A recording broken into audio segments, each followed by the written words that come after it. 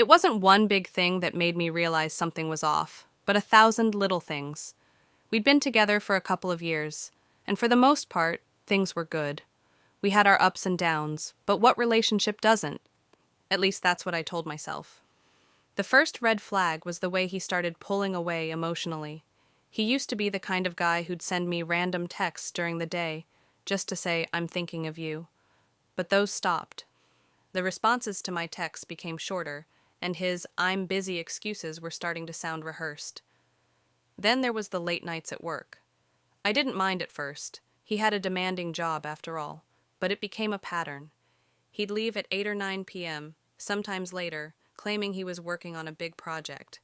I'd offer to bring him dinner or drop by, but he'd always decline, saying he had too much to do.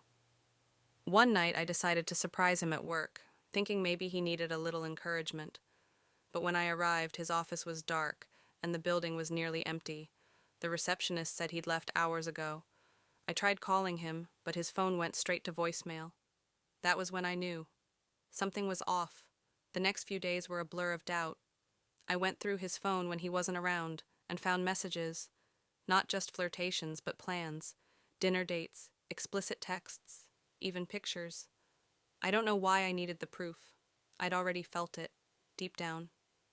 When he came home that night, I confronted him. At first he denied everything, but I had the screenshots. The silence in the room felt suffocating, like we were both holding our breath, waiting for the inevitable. And then he admitted it, said it started with a work colleague, someone he'd connected with, and it just spiraled from there. He claimed he never meant for it to happen, but the damage was done. I left that night. The trust was shattered, and no amount of apologies could glue it back together. It's funny in a way.